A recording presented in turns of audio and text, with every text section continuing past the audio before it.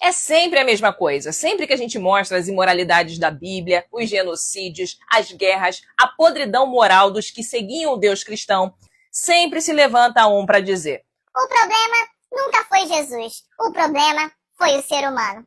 Mentira! O cristianismo como um todo, em seu próprio conteúdo, na sua essência estrutural, é um credo que nasceu pronto para aterrorizar a humanidade. Nós fomos doutrinados a acreditar que o cristianismo é uma coisa que é mal utilizada. E essa narrativa ficou tão enraizada na nossa cultura que até mesmo pessoas que se dizem sem religião ou que são de uma outra religião caem nessa mentira e manipulação narrativa de que o credo seria bom e faria o bem se não fosse o ser humano. Isso é patético. Isso não explica nada sobre a verdade do cristianismo. Isso só protege a marca. Porque toda vez que o cristianismo produz culpa, perseguição, censura, colonização, submissão, violência moral e pacto com o poder, dizem que foi o homem que usou da religião. E eu me pergunto, por que outras religiões não produzem os mesmos danos na sociedade, mesmo sendo seguida por seres humanos, assim como no cristianismo? Por que especificamente o cristianismo atrai as pessoas mais? E para piorar, toda vez que aparece uma frase doce, uma imagem mais simpática e um cristão carismático, uma leitura mais acolhedora com voz branda e fundo musical, dizendo que ali está a essência, o pouco que presta vira o verdadeiro cristianismo. Mas tudo que destrói a vida das pessoas e da sociedade vira desvio, culpa do homem que é falho. E hoje nesse vídeo eu vou destruir essa narrativa falsa e mentirosa com base nos fatos históricos e no próprio conteúdo bíblico. Eu não tô falando só do pastor picareta. Eu não tô falando só da igreja rica, de banco gospel, de líder manipulador. Porque já passou da hora de vermos que essas gotas de valor do credo cristão não são suficientes para o mar de problemas que ele causa na sociedade há mais de 1.500 anos. Então, se você quer ouvir pela primeira vez o que ninguém nunca disse sobre o cristianismo,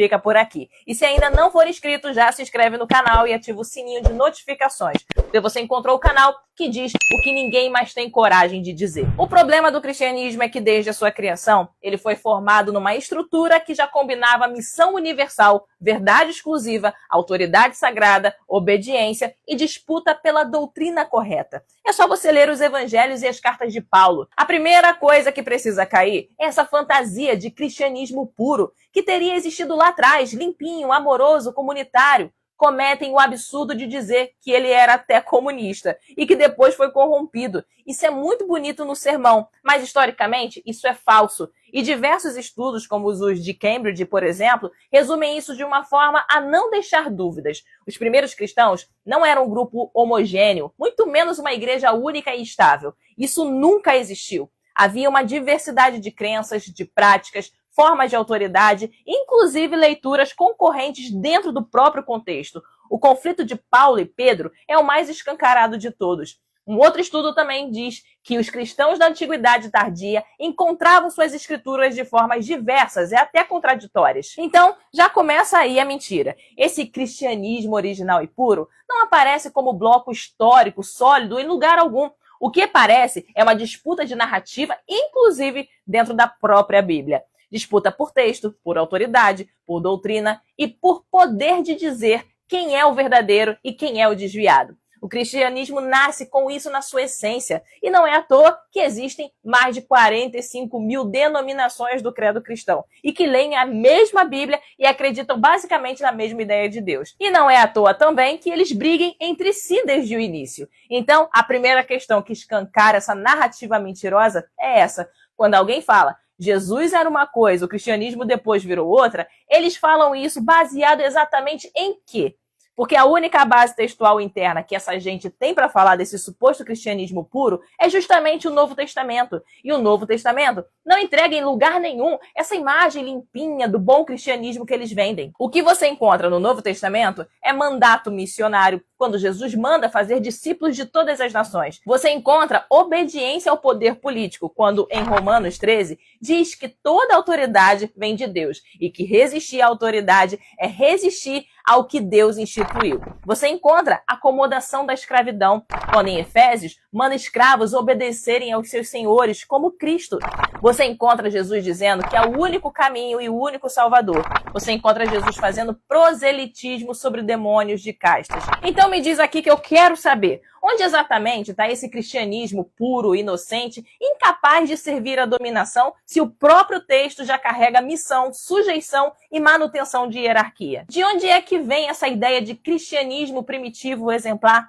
Porque os textos que a Bíblia apresenta já são ferramentas de propaganda, de disputa e consolidação de poder. O que eu vejo no Novo Testamento é o próprio personagem de Jesus falando em juízo final, os salvos, condenação ao inferno. O que eu vejo na Bíblia é o personagem de Jesus desumanizando quem estava fora do seu ciclo de crenças. Em Mateus 7, por exemplo, Jesus divide a humanidade em dois grupos. Os que têm discernimento, óbvio, que são seus seguidores, e os que são animais impuros, os de fora. E naquele contexto semita, chamar alguém de cão ou porco era o ápice da desumanização.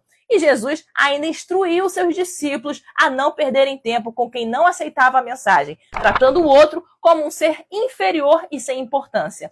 Porque na filosofia de Jesus, a importância de um ser humano está em acreditar nele ou não. O que eu também vejo no Novo Testamento é Jesus promovendo a intolerância com a incredulidade ou com quem acreditava em outros deuses. Em Mateus 11, Jesus amaldiçoa cidades inteiras, porque elas não se converteram após verem seus milagres, ou então não se comover com eles. O que eu vejo no personagem de Jesus é ele naturalizar a briga familiar em detrimento da mensagem dele. Ele normaliza que uma família brigue, ele normaliza a guerra através da espada, se a guerra for para defender a verdade dele. Tem também no Novo Testamento Jesus incitando o ódio aos seus inimigos teológicos. Em João 8, quando ele debate com os judeus que não acreditavam nele, como é até hoje entre os judeus, Jesus diz: vós tendes por pai ao diabo e quereis satisfazer os desejos do vosso pai. Ou seja, isso não é um argumento divinizado de paz e tolerância, é um ataque ad hominem, à crença dos outros. Quando ele rotula o oponente como filho do diabo, ele está tirando qualquer legitimidade da outra pessoa, porque se o outro é a encarnação do mal, do diabo, qualquer violência, seja verbal ou divina contra ele, se torna justificada. Isso é o cristianismo puro? Isso é o Jesus histórico? Isso é o preciosismo do cristianismo primitivo? É isso? Entende? Porque essa ideia de cristianismo bom não é nada mais do que uma narrativa para que o cristianismo siga dominando sem nunca ser confrontado com a verdade que ele mesmo carrega? E agora eu quero trazer um contexto ainda mais interessante, que é o contexto político. Se você chegou até aqui e ainda não curtiu, já deixa sua curtida, porque muita gente chega até o final e esquece de curtir. E se aparecer aí para você a opção de hypar ou valeu demais, já clica também, porque essa é uma forma de ajudar esse conteúdo a chegar a mais pessoas. E claro, eu quero saber a sua opinião. Escreve aqui nos comentários. Honestamente, olhando para a história, para a cultura, para o momento atual do mundo, você realmente acredita que as religiões ajudam em alguma coisa ou atrapalham muito mais? Quais seriam as 3 principais críticas que você tem a fazer do cristianismo hoje? Deixa sua resposta aqui nos comentários, porque eu leio pessoalmente cada um deles. E é com base neles que eu crio os conteúdos aqui para o canal. E se você gosta desse tema, quer apoiar esse canal e quer entender e aprender ainda mais, então você pode se tornar um membro assinante do canal. Além de conteúdos inéditos, você ainda participa das lives exclusivas comigo e com os membros da comunidade Despertar. E eu posso te garantir, depois que você entende o que é o Despertar, você nunca mais vai conseguir olhar para a sua vida individual e social do mesmo jeito. Quando a gente aponta os problemas do cristianismo como instituição social, coletiva, a gente não está falando de um versinho obscuro usado por gente mal intencionada, como eles gostam de dizer, né? A gente está falando de um dos pilares históricos da relação entre cristianismo e poder, que é justamente a ideia de que a autoridade civil, o Estado, o presidente e os governantes em geral têm uma legitimação divina quando ele é cristão. Agora, junta isso com outro componente do cristianismo, que é o exclusivismo cristão,